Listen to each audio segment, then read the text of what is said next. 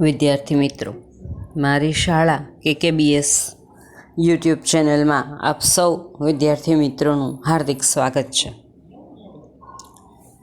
તમારું 13મું પ્રકરણ આપણે શા માટે માંદા પડીએ છીએ તેની શરૂઆત આપણે ગયા ગુરુવારે કરેલી. આજે આપણે તેમાં રોગ અને તેના કારણો, ડિઝીઝ એન્ડ ઇટ્સ કઝીસની ચર્ચા કરવી છે. સૌથી પહેલું તો એ કે રોગોને કેવી રીતે ઓળખી શકાય, કેવી રીતે ખબર પડે, what does disease look like. તો રોગના વિષયમાં વિશેષ ચર્ચા કરીએ તો સૌથી પહેલાં આપણે કોઈને રોગ થયો છે તો એની ખબર કેવી રીતે પડે. કેવી રીતે ખબર પડે કે શરીરમાં નોર્મલ કરતાં કંઈક જુદું છે, કંઈક અનઇઝીનેસ, કંઈક અલગ અનુભવાય છે. આપણે 6થા પ્રકરણની અંદર અભ્યાસ કર્યો કે આપણા શરીરમાં અનેક પેશીઓ હોય છે અને તે પેશીઓ આપણા શરીરના ક્રિયાત્મક અંગો અથવા તો અંગતંત્રોનું નિર્માણ કરે છે, જે શરીરના વિભિન્ન કાર્યો કરે છે. પ્રત્યેક અંગતંત્રમાં વિશિષ્ટ અંગ હોય જેનું વિશિષ્ટ કાર્ય હોય. દાખલા તરીકે પાચન તંત્ર છે, એમાં જઠર અને આંતરડું છે.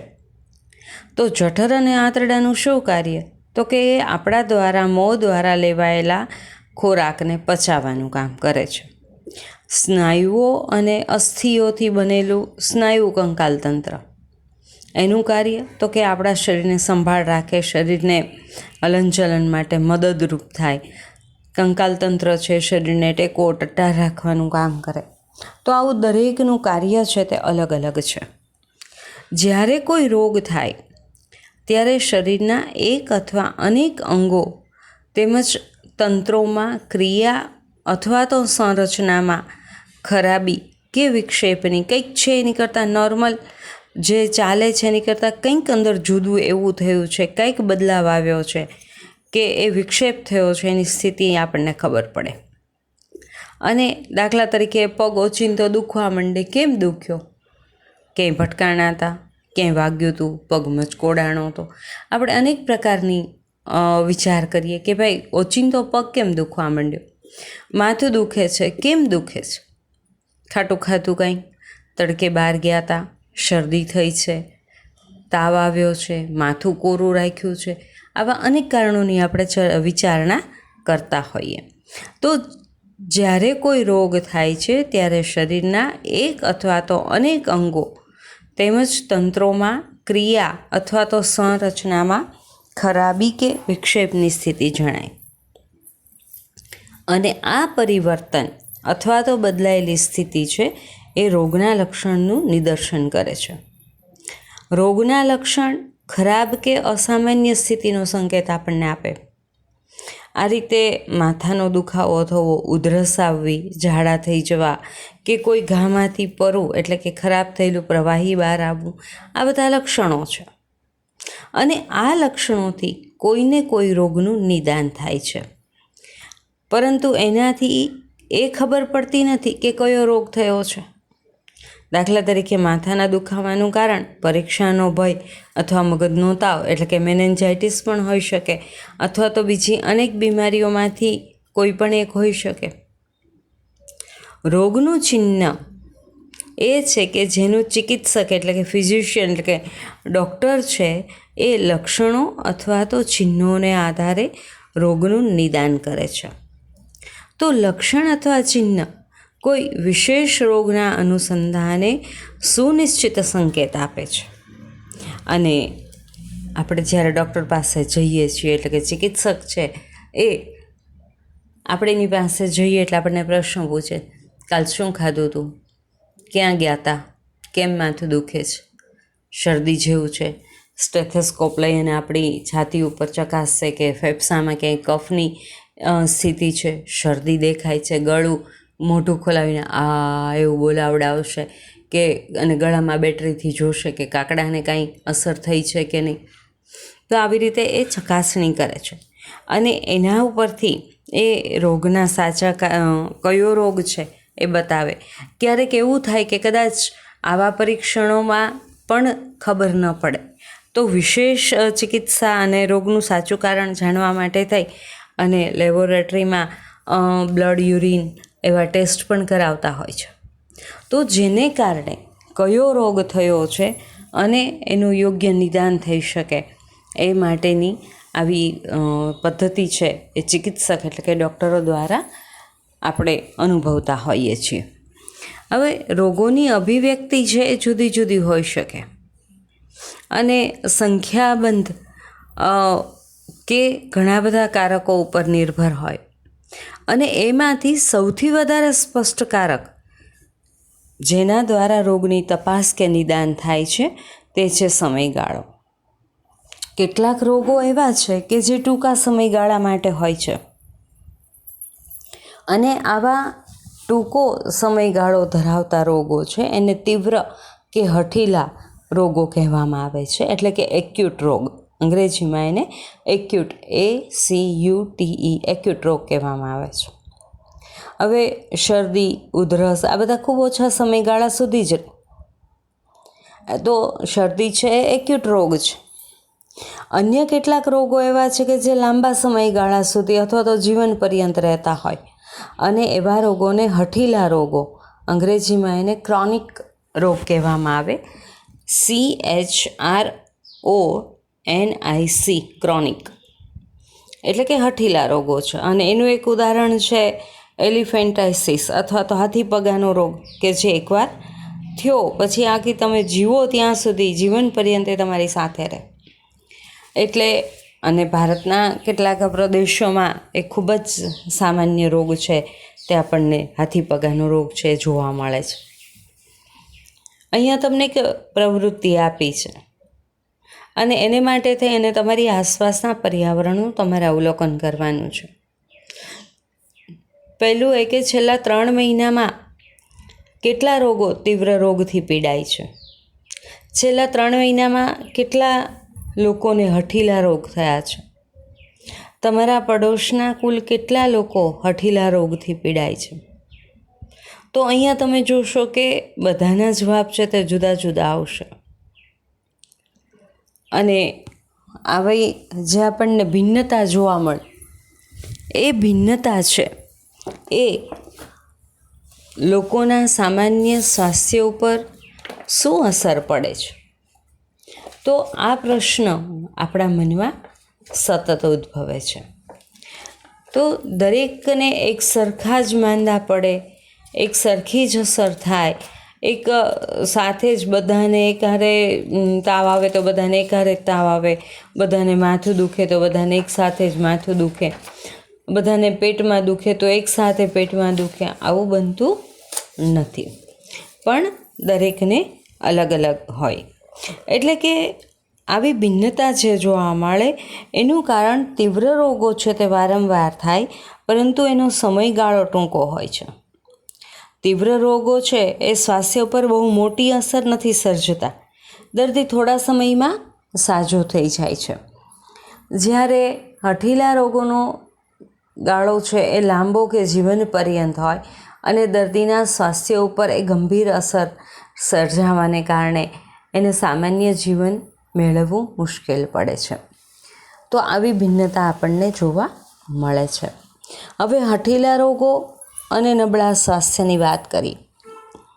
રોગના 2 પ્રકાર આપણે જોયા. રોગના કારણો કે શરીરમાં કોઈ પણ જગ્યાએ રોગ જે તે થયો હોય પણ અન્ય અંગો ઉપર એની અસર આપણને વર્તાય, અને એ અસરને લઈને આપણે ડૉક્ટર પાસે જતા હોઈએ છીએ.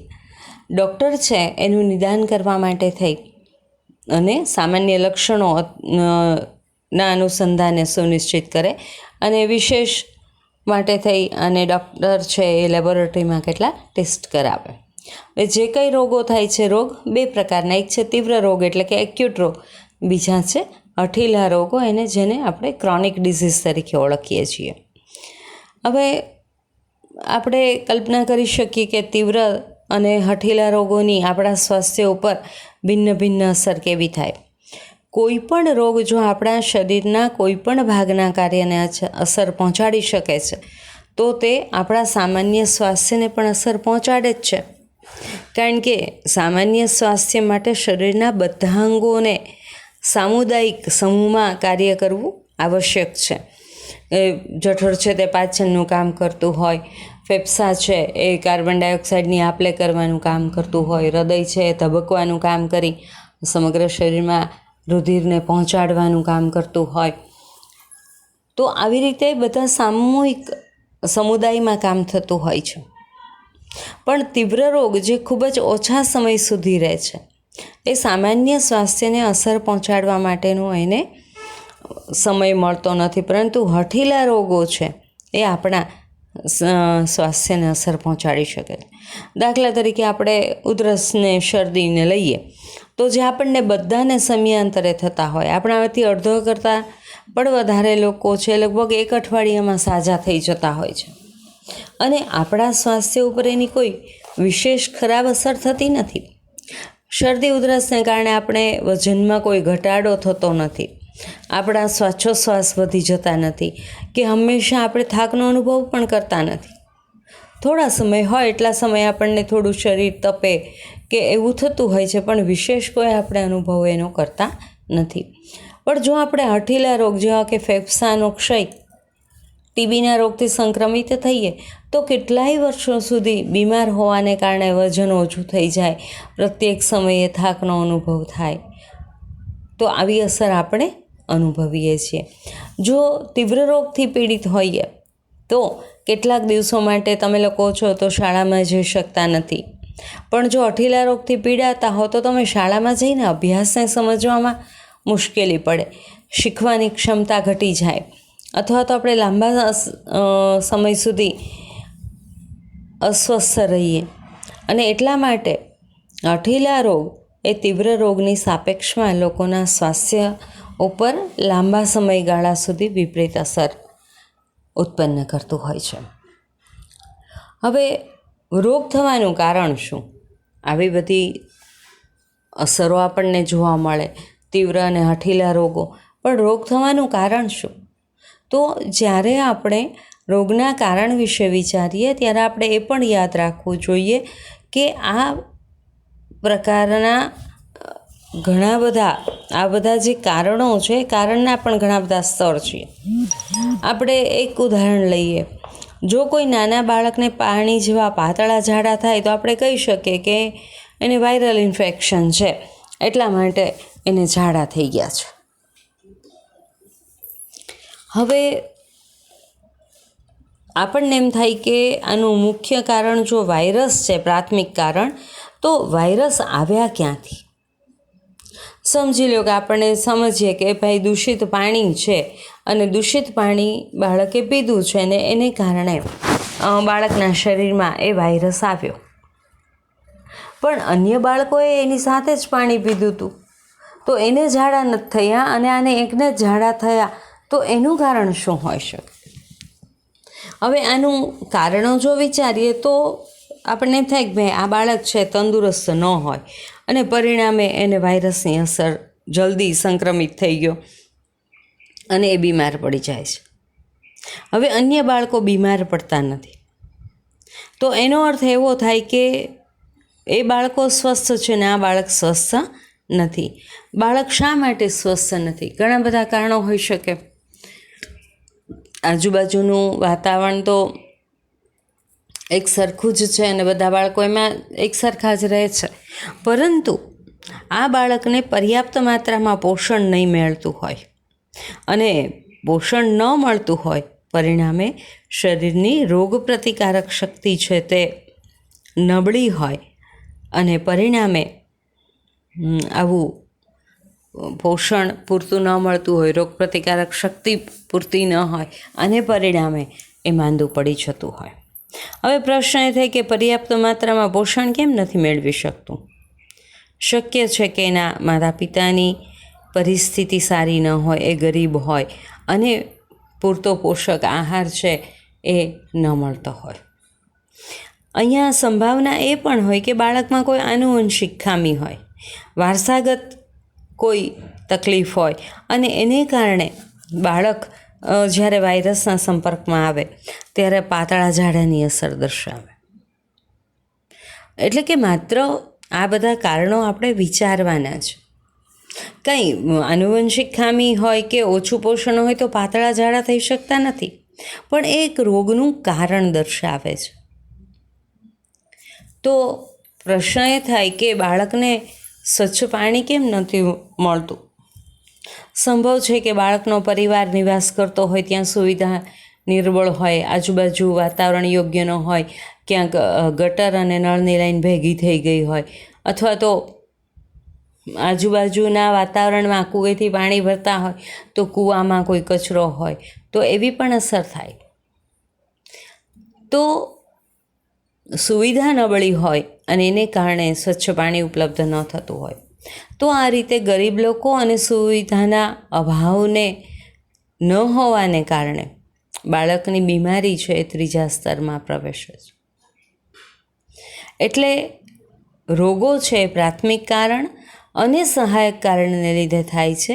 તેની સાથે વિભિન્ન પ્રકારના રોગ થવાના એક નહીં પરંતુ ઘણા બધા કારણ છે.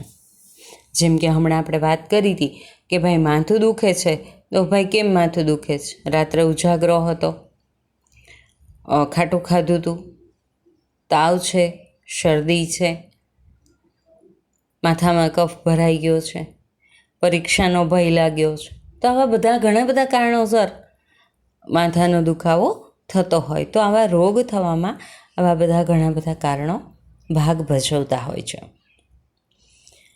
જે કંઈ રોગ વિશે આપણે વિચારીએ છીએ ત્યારે આપણે જાહેર સ્વાસ્થ્ય અને સામુદાયિક સ્વાસ્થ્ય સંબંધી કારણોને ધ્યાનમાં રાખવા જરૂરી બને છે.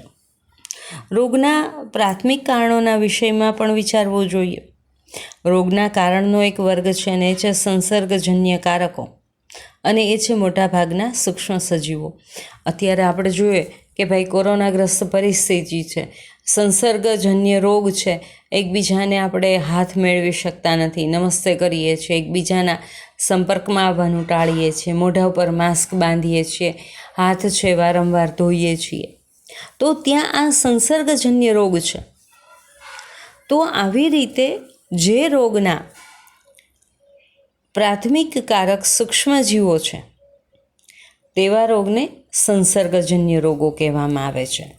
એનું કારણ એ છે કે સૂક્ષ્મજીવો છે એ સમુદાયોમાં ફેલાઈ શકે છે અને એને કારણે થનારા રોગ પણ તેની સાથે ફેલાતા હોય છે. અને બધા જ રોગો છે એ આવ્યા રોગી વ્યક્તિના સંપર્કમાં આવવાથી ફેલાય છે એવું પણ નથી, અને બધા જ રોગો મનુષ્યથી જ ફેલાતા હોય એવું પણ નથી. એવા કયા રોગો છે કે જે ફેલાતા નથી? અને કેટલાક રોગો એવા છે કે જે ફેલાતા હોય છે. દાખલા તરીકે કેન્સર, ઊંચું રુધિર દબાણ, ડાયાબિટીસ, આવા બધા રોગો છે તે એકબીજાના સંપર્કમાં આવવાથી ફેલાતા નથી. તો રોગીના સંપર્કમાં આવવાથી ફેલાતા જે રોગો છે એ આવા સૂક્ષ્મજીવો દ્વારા થતા રોગો છે.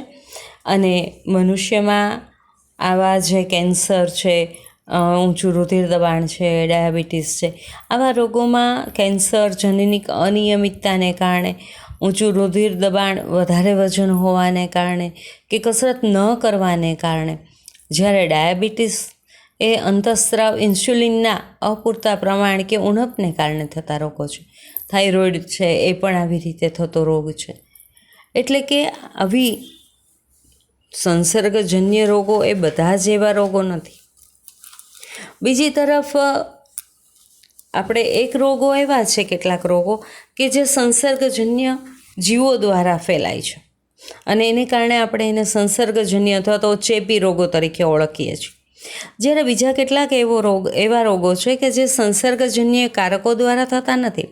એને થવાના કારણો પણ જુદા હોય છે, પરંતુ તે બહારના કારકો જેવા કે સૂક્ષ્મજીવો નથી હોતા કે જેઓ સમુદાયમાં ફેલાઈ શકે છે.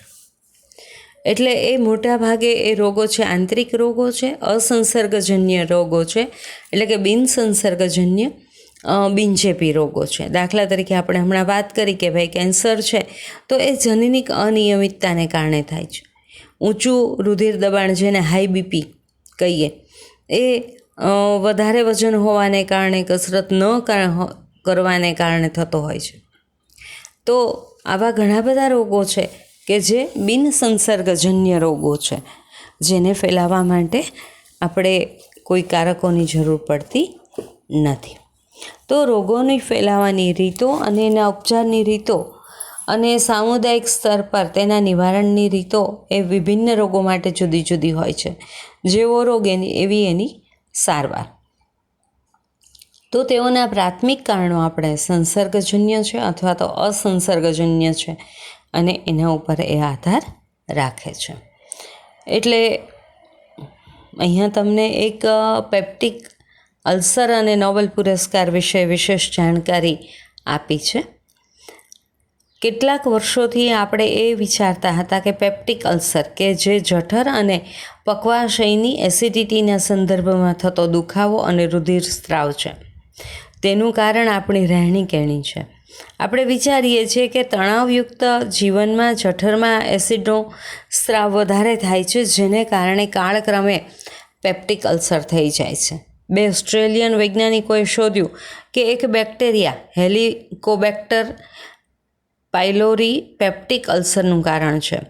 ઓસ્ટ્રેલિયાના પર્થ શહેરમાં પેથોલોજિસ્ટ એટલે કે રોગ વિજ્ઞાની રોબિન વોરેન, જેનો જન્મ 1937માં, તેમણે જોયું કે અનેક રોગીઓના જઠરના નીચલા ભાગમાં નાના નાના વક્રાકાર બેક્ટેરિયાઓ જોવા મળ્યા. એણે નોંધ્યું કે આ બેક્ટેરિયાની આસપાસ હંમેશા સોજાના ચિહ્નો હોય. બેરી માર્શલ, જેનો જન્મ 1951માં, તેઓએ એક ચિકિત્સક હતા અને તેમણે વોરેનની શોધમાં રસ દાખવ્યો અને તેમણે આ સ્ત્રોતો પરથી બેક્ટેરિયાના સંવર્ધનમાં સફળતા મેળવી. ઉપચાર દરમિયાન અભ્યાસ કરતા માર્શલ અને વોરેને શોધ્યું કે રોગીના પેપ્ટિક અલ્સરનો ઉપચાર ત્યારે જ શક્ય બને છે જ્યારે બેક્ટેરિયાઓ જઠરમાં મારી નાખવામાં આવે. માર્શલ અને વોરેનના અદ્ભુત કાર્યને માટે વિશ્વ સમુદાય તેઓને આભારી છે. પેપ્ટિક અલ્સર હવે હઠીલા તેમજ અસહાય સ્થિતિવાળો રોગ નથી રહ્યો, પરંતુ કેટલાક સમય સુધી પ્રતિજૈવિક એટલે કે એન્ટીબાયોટિકના ઉપચારથી આરામ થઈ જાય છે. અને આ શોધ માટે માર્શલ અને વોરેનને દેહધાર્મિક વિજ્ઞાન અને ઔષધિ માટે સન 2005માં સંયુક્ત રૂપે નોબેલ પુરસ્કાર છે તે પ્રદાન કરવામાં આવ્યો હતો. હવે આપણે વાત કરીએ સંસર્ગજન્ય રોગો એટલે કે ચેપી રોગોની. તો સંસર્ગજન્ય કારકો એટલે કે ચેપી કારકો, ઇન્ફેક્શન એજન્ટ્સ એટલે કે સૂક્ષ્મજીવો કયા છે અને જેના દ્વારા ચેપી રોગોનો ફેલાવો થતો હોય છે. તો સજીવ સૃષ્ટિની સંપૂર્ણ વિવિધતાને કેટલાક જૂથોમાં વિભાજિત કરવામાં આવી છે. વિભિન્ન સજીવોનું વર્ગીકરણ કેટલાક સામાન્ય લક્ષણોને આધારે કરી શકીએ છીએ. રોગ ઉત્પન્ન કરવાવાળા સજીવોને આમાંથી અનેક જૂથમાં સમાવેશ થાય છે. આમાંથી કેટલાક વાયરસ, કેટલાક બેક્ટેરિયા, કેટલાક એકકોષીય સજીવો, કેટલીક ફૂગ અથવા તો પ્રજીવો છે, અને કેટલાક રોગો છે એ બહુકોષીય સજીવો જેવા કે અનેક પ્રકારના કૃમિથી પણ થતા હોય છે. તો સામાન્ય શરદી, ઇન્ફ્લુએન્ઝા, ડેન્ગ્યુ તાવ, એડ્સ જેવા સામાન્ય રોગો વાયરસ દ્વારા થાય છે. કેટલાક રોગો જેવા કે ટાઇફોઇડ, તાવ, કોલેરા, ક્ષય, એન્થ્રેક્સ એ બેક્ટેરિયા દ્વારા થાય છે. ઘણા બધા સામાન્ય ચામડીના રોગો વિભિન્ન પ્રકારની ફૂગને કારણે થાય છે. પ્રજીવથી મેલેરિયા, કાલા આજાર નામનો રોગ થાય. આપણે આંતરડાના કૃમિના સંક્રમણથી પરિચિત છીએ, ને એવી જ રીતે હાથીપગાના રોગ પણ વિવિધ પ્રકારના કૃમિની જાતિઓથી થતા હોય છે. ચેપી કારકો વિશે શા માટે વિચારવું જોઈએ અને કેવી સારવાર આપવી એ જાણવા માટે થઈ અને રોગકારક સજીવોના પ્રકાર વિશે સમજવું ખૂબ જ જરૂરી છે. એનો અભ્યાસ કરવો ખૂબ જ જરૂરી છે. દાખલા તરીકે વાયરસ લઈએ, એ પરપોષી છે, એ કોષોમાં રહે. જ્યાં સુધી વાયરસ છે એ કોઈ સજીવના સંપર્કમાં ન આવે ત્યાં સુધી એ નિર્જીવની જેવું જીવન વ્યતીત કરે પણ એ જે સજીવના સંપર્કમાં આવે, જે કોષમાં રહે, અને ત્યારે એ કોષ જેવું જીવન એ વ્યતીત કરે છે અને ત્યારે એ સજીવ તરીકે વર્તે છે. પણ બેક્ટેરિયામાં એવા ગુણ ઓછા હોય. વાયરસ, બેક્ટેરિયા અને ફૂગનું ગુણન અત્યંત ઝડપથી થાય. જો કે તુલનાત્મક રીતે કૃમિની અંદર જોઈએ તો એમાં ગુણન ખૂબ ધીમું થતું હોય છે. તો બેક્ટેરિયા છે એની અંદર,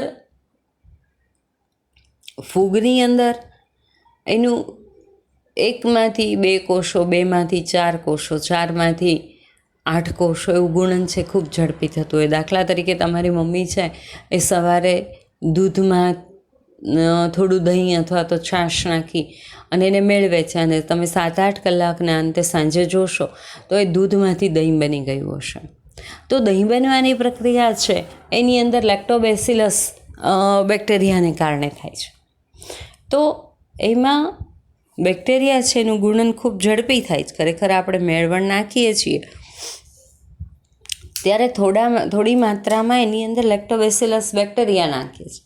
એને જ્યારે હૂંફાળું વાતાવરણ મળે છે ત્યારે એ ખૂબ ઝડપથી ગુણન પામે છે અને ઝડપથી એમાંથી દહીં છે એ બની જતું હોય છે. તો આવી રીતે કેટલાકમાં આવું ગુણન છે ખૂબ ઝડપી થાય, કૃમિમાં આવું ગુણન ધીમે થતું હોય છે. અને વર્ગીકરણ અનુસાર બધા બેક્ટેરિયા એકબીજાથી વાયરસની વધારે નજીક હોય છે.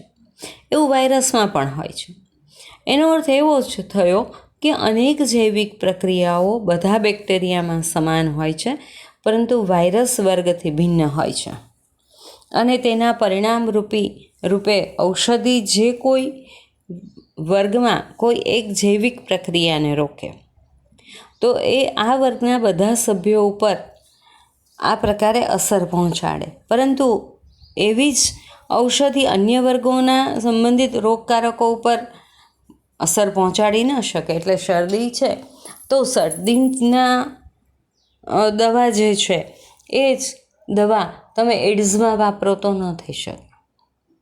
એડ્સની દવા છે માત્ર એડ્સના જ જે રોગકારક વાયરસ છે એને અસર કરે, પરંતુ ટાઇફોઇડ તાવનો બેક્ટેરિયાથી થાય છે તો બેક્ટેરિયાની દવા છે એ પાછી તમને બેક્ટેરિયા ઉપર અસર કરતી ટાઇફોઇડની દવા છે એ શરદીમાં લઈ શકાય નહીં, કારણ કે શરદીના વાયરસને મારી શકતી નથી. એટલે જેવો રોગ એવી એની દવા, એની ઔષધિ છે એ દરેક રોગને અનુલક્ષીને અલગ અલગ પ્રકારે હોય. આપણે એન્ટિબાયોટિકનું ઉદાહરણ લઈએ તો એ સામાન્ય રીતે એન્ટિબાયોટિક્સ છે એ બેક્ટેરિયાનો મહત્ત્વપૂર્ણ જૈવ રાસાયણિક માર્ગ છે ને બંધ કરી દે. દાખલા તરીકે મોટાભાગના બેક્ટેરિયા એના રક્ષણ માટે કોષ દિવાલ બનાવી લે પોતાની ફરતે, જ્યારે પેનિસિલિન છે તે એન્ટિબાયોટિક છે જે બેક્ટેરિયાની કોષ દિવાલ બનાવવાની પ્રક્રિયાને અવરોધી દે. પરિણામ બેક્ટેરિયાની કોષનું દિવાલ નિર્માણ ન થાય, એટલે કે એ સરળતાથી મરી જાય. તો માનવ કોષો છે એ પ્રાણી કોષો છે, એમાં આવી કોષ દિવાલ બનતી નથી, અને એટલા માટે પેનિસિલિનની અસર આપણા ઉપર નથી થતી. આમ તો પેનિસિલિન છે બધા બેક્ટેરિયાને અસર પહોંચાડે છે કે જેઓમાં કોષ દિવાલ બનવાની પ્રક્રિયા થાય છે. તો આ રીતે ઘણા બધા એન્ટિબાયોટિક બેક્ટેરિયાઓની અનેક જાતિઓને અસર કરતા હોય છે, અને માત્ર એક જ જાતિને અસર થતી હોય એવું નથી, પરંતુ એ વાયરસની અંદર આવો કોઈ માર્ગ હોતો નથી. એટલે કે જ્યારે એન્ટિબાયોટિક લેવામાં આવે ત્યારે વાયરસના સંક્રમણ ઉપર એની કોઈ અસરકારક એ એન્ટિબાયોટિકની દવા છે કોઈ કામ કરતી નથી. અને એટલે જો આપણે શરદી ઉધરસથી પ્રભાવિત થતા હોય અને એન્ટિબાયોટિક લઈએ તો રોગની તીવ્રતા અથવા તો એનો સમયગાળો ઓછો થતો નથી. પણ જો વાયરસ સંક્રમિત શરદી ઉધરસ સાથે બેક્ટેરિયાનું સંક્રમણ હોય અને આપણે એન્ટિબાયોટિક લઈએ તો એ લાભકારક નીવડે, અને એ એન્ટિબાયોટિક છે માત્ર બેક્ટેરિયાના સંક્રમણ માટે ઉપયોગી બને, વાયરસના સંક્રમણ ઉપર એની કોઈ જ અસર થતી નથી.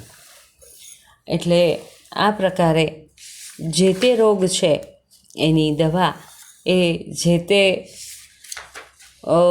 સજીવો ઉપર જ થતી હોય છે, અન્ય ઉપર થતી નથી.